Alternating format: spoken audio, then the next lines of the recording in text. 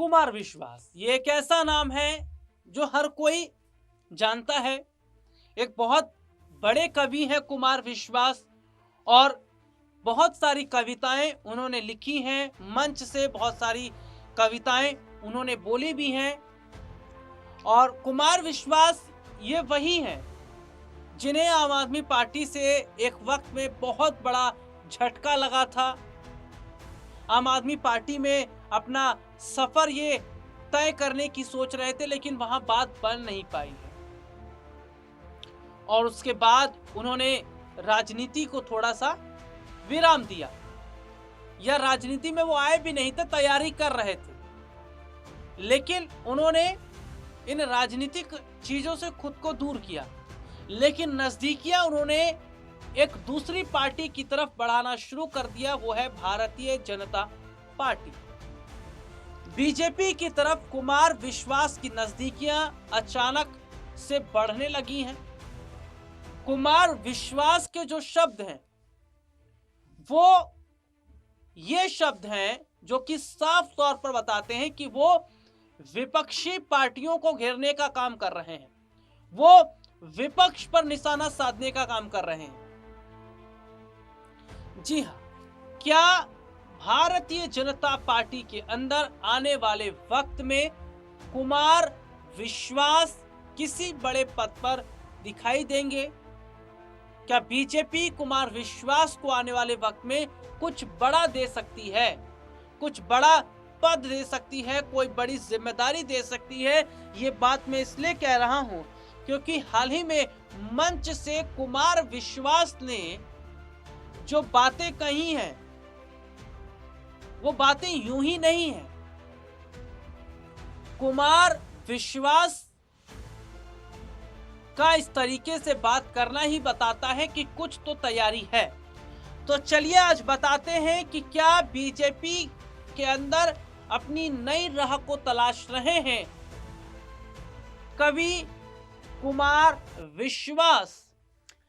और इस दौरान देखिए गांधी परिवार पर कितना हमलावर हुए हैं, गांधी परिवार का कितना मजाक कुमार विश्वास ने जो कि उड़ाया है। ध्यान से सुनिएगा, मेरे पास एक रिपोर्ट है और इस रिपोर्ट के जरिए जहां मैं ये बताने की कोशिश कर रहा हूं कि कुमार विश्वास जहां भारतीय जनता पार्टी को खुश कर रहे हैं, बीजेपी आलाकमान को खुश कर रहे हैं, तो वहीं दूसरी तरफ अपने शब्दों के बाणों से विपक्ष को धराशायी कर रहे हैं। अपने शब्दों के बाणों से वो विपक्ष को चकनाचूर कर रहे हैं। दरअसल हाल ही में कुमार विश्वास ने मंच से गांधी परिवार पर निशाना साधते हुए ये तक कह दिया कि 3 फर्जी गांधी हैं हमारे देश के अंदर। उन्होंने कहा 3 फर्जी गांधी हैं जो देश के अंदर माहौल को खराब कर रहे हैं। ये 3 फर्जी गांधी कौन है, नाम तो लिया नहीं, लेकिन इशारों इशारों में बात उन्होंने कही है। अब ये 3 फर्जी गांधी कौन है, जनता भी समझदार है, ये समझ गई होगी कि देश को वो 3 फर्जी गांधी कौन है जो गुमराह कर रहे हैं। ये कुमार विश्वास का कहना है।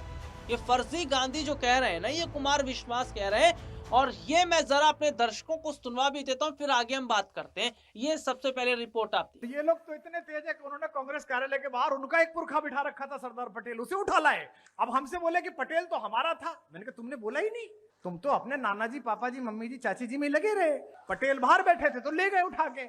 और मैं तो इनसे कहता हूं गांधी जी को भी ले लो भाई। गांधी जी स्वदेशी भी कह रहे हैं, गांधी जी आयुर्वेद भी कह रहे हैं, गांधी जी गीता भी पढ़ रहे हैं, गांधी जी खादी भी पहन रहे हैं। सारा काम तो वो है जो आप कहते हो, सारा कुछ है। और वहां पूछ भी नहीं रहा कोई, उनके पास अपने ही 3 फर्जी गांधी बहुत है, तो वह असली उठा लो, उसमें क्या है। 80 वर्ष हो गए हैं। शुरुआत तो हैजे के टीके ढूंढने में बीती, शुरुआत तो मलेरिया से लड़ने में बीती, शुरुआत तो सड़क बनाने में बीती। अब देश प्रगति कर रहा है, लोगों पर पैसा भी आ रहा है, धन भी आ रहा है, विदेश में जा रहे हैं। आदमी बड़ा हो जाता है, घर के बच्चे बड़े हो जाते हैं, तो पुरखों को तलाशता है कि वास्तविक पुरखे कौन थे, फोटो किसका चिपकाना था। अब फोटो चिपका रहे तो करे ये कहां से ले आए। कल उन्हीं 3 पुरखों के यहां पर बड़े बड़े प्रतिमा का अनावरण होना है, जिनको चिपकाना है, जो पहुंच रहे यहां तक, तो समस्या आ रही है। और ये लोग तो इतने तेज है कि उन्होंने कांग्रेस कार्यालय के बाहर उनका एक पुरखा बिठा रखा था सरदार पटेल, उसे उठा लाए। बोले क्योंकि अब हमसे बोले कि पटेल तो हमारा था। मैंने कहा तुमने बोला ही नहीं, तुम तो अपने नाना जी, पापा जी, मम्मी जी, चाची जी में लगे रहे। पटेल बाहर बैठे थे तो ले गए उठा के। और मैं तो इनसे कहता हूं, हमारे आदरणीय भूपेंद्र जी बैठे हैं, ये सब वैचारिक लोग बैठे हैं, राम रमापति जी बैठे हैं, गांधी जी को भी ले लो भाई। गांधी जी स्वदेशी भी कह रहे हैं, गांधी जी आयुर्वेद भी कह रहे हैं, गांधी जी गीता भी पढ़ रहे हैं, गांधी जी खादी भी पहन रहे हैं। सारा काम तो वो है जो आप कहते हो, सारा कुछ है। और वहां पूछ भी नहीं रहा कोई, उनके पास अपने ही 3 फर्जी गांधी बहुत है, तो वह असली उठा ला, उसमें क्या है। ये लोग जो मंच पर बैठे हैं, जिस दल के अधिकांश हैं, ये इतने तेज लोग हैं, ये हर 5 दिन बाद प्रतिपक्ष को एक होमवर्क देते हैं। अच्छा, वो उठा के ले जाते हैं। अरे भाई वो दे रहे हैं तो मत लो। 3.5 घंटे की एक फिल्म बनी, एक फिल्म धुरंधर। अच्छा भाई फिल्म बनी है, देख लो या मत देखो, यही तो होगा भाई। फिल्म बनी है, देखो मत देखो। देखने वालों ने तो हल्ला नहीं मचाया, जिनको विरोध करना था भाई साहब ये तो प्रोपोगंडा है। किसके खिलाफ? अच्छा किसके खिलाफ प्रोपोगंडा है? चल पाकिस्तान के खिलाफ, तो ताली बजा। इस देश में कुछ लोगों को समझ में नहीं आती है, और ये लोग जो मंच पर बैठे हैं, जिस दल के अधिकांश हैं, ये इतने तेज लोग हैं, ये हर 5 दिन बाद प्रतिपक्ष को एक होमवर्क देते हैं। अच्छा वो उठा के ले जाते हैं। अरे भाई वो दे रहे हैं तो मत लो। वंदे मातरम के 150 साल मनाएंगे, 150। अब इन्होंने जब भारत माता की जय 2 बार बोला तो 3 बार बोल देता भाई। हाँ देखो वो तब से ही बोल रहा है। ये रिपोर्ट आपने देख ली, जिसमें विस्तार से हमने अपने दर्शकों को दिखाया, और अब हम अपने दर्शकों को यह भी दिखाएंगे किस तरीके से जो कुमार विश्वास है वो एक न सिर्फ मंच से बड़ा मैसेज दे गए, बड़ा मैसेज उन्होंने दिया, बल्कि भारतीय जनता पार्टी के अंदर अपने लिए एक नया रास्ता भी वो तलाशते नजर आ रहे हैं। ध्यान से सुनिएगा जो मैं बता रहा हूं उस पर, कि अभी हाल ही में हमने देखा संसद जो सत्र है वो खत्म हुआ है, संसद सत्र का समापन हुआ, और संसद सत्र के दौरान वंदे मातरम पर चर्चा हो रही थी। और वंदे मातरम पर जो चर्चा हो रही थी, इस दौरान सत्ता पक्ष के सांसद और जो विपक्ष के सांसद थे वो आपस में भिड़ते नजर आए। इतिहास को खंगाल लिया गया, नेहरू को इसमें उतार दिया गया, इसमें सरदार वल्लभ भाई पटेल को उतार दिया गया। इस डिबेट के दौरान जो संसद में सत्ता पक्ष और विपक्ष के सांसद कर रहे थे, संविधान की कॉपी को लेकर आते हैं, संविधान में क्या क्या चीजें थी, सारी चीजें बताई गई, जो कि हमने अपने दर्शकों को दिखाए भी, अपने चैनल के माध्यम से वो तमाम वीडियोस दिखाए, वो तमाम खबरें भी दिखाई।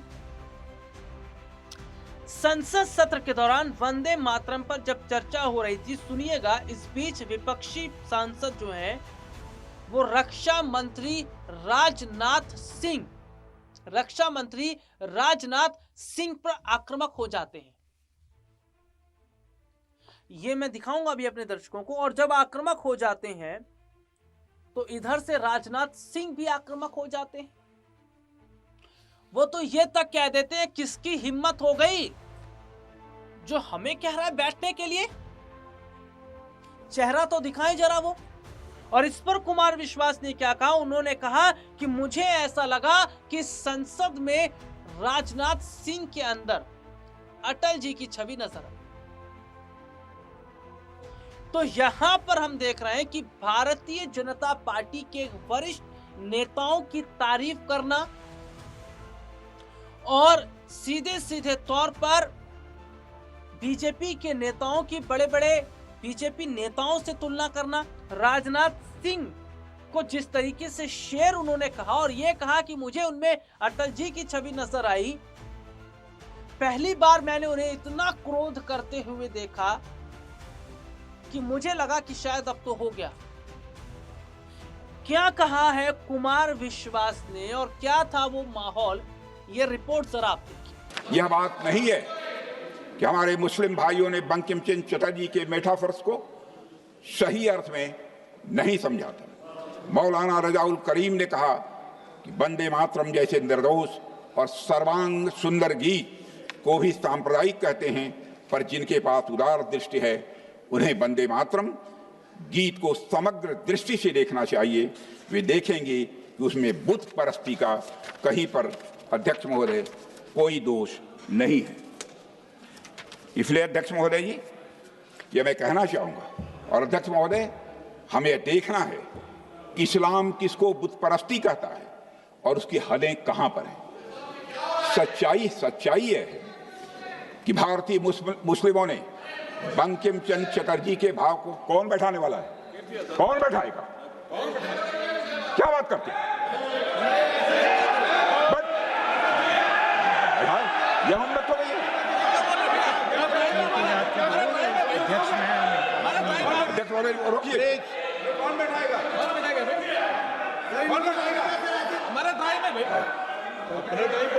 हमारे साथी थे, हमारे साथी। अध्यक्ष महोदय, वंदे मातरम, प्लीज।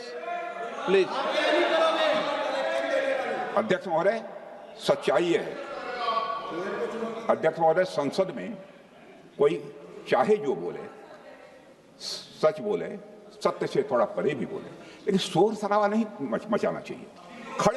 खड़े होकर आप बाद में जब भी बोलने का अवसर मिले आप उसका प्रतिकार कर सकते हैं। संसद की मर्यादा है, सदैव मैंने इसका ध्यान रखा है महोदय। संसद यह मेरे बारे में कोई नहीं कहता, संसद की मर्यादा मैंने कभी नहीं तोड़ी। भारत के यशस्वी रक्षा मंत्री जी हैं और मेरे प्रति पिछले 3 दशकों से पुत्रवत स्नेह उनका रहा है। और मैंने सदैव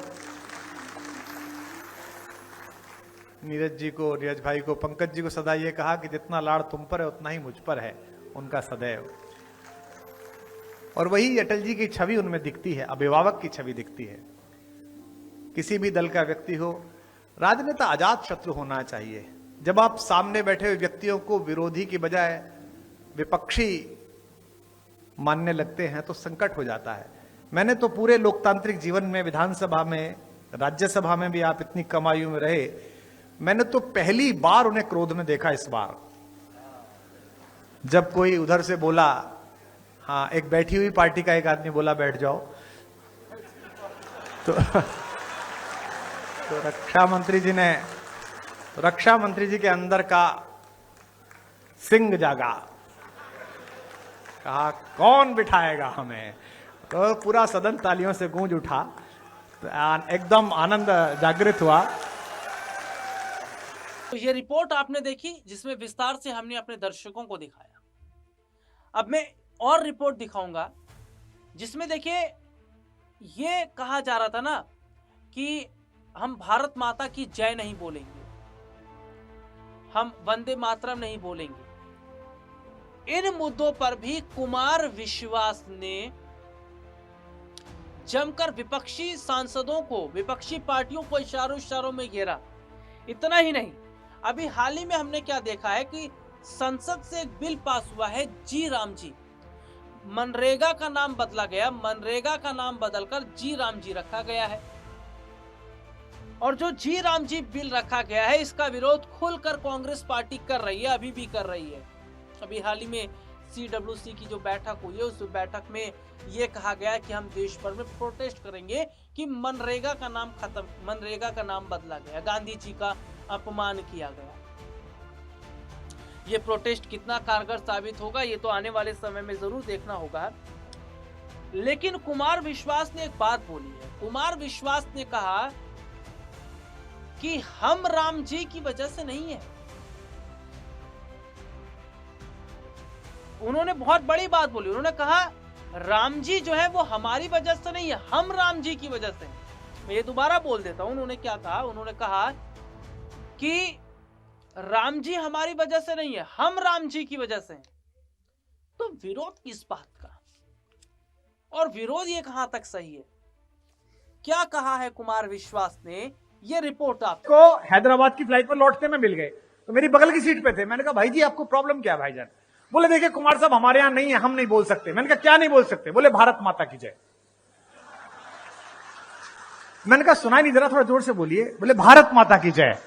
मैंने कहा ये हवाई जहाज में आवाज खासा बहुत ज्यादा, जरा थोड़ा जोर से बोलिएगा।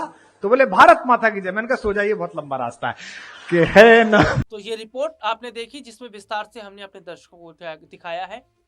अब ये देखना होगा कि क्या कुमार विश्वास ने बीजेपी के अंदर जाने का जो रास्ता तय किया है, क्या वो रास्ता उन्हें मिल पाएगा, और आने वाले वक्त में क्या कुमार विश्वास किसी बड़े पद पर बीजेपी के अंदर नजर आएंगे, बड़े पद पर ना सही किसी पार्टी के अंदर एक बड़ी जिम्मेदारी वो संभालते नजर आएंगे। इस प्रोग्राम में इतना ही, आपसे फिर दोबारा मुलाकात होगी, तब तक के लिए इजाजत दीजिए।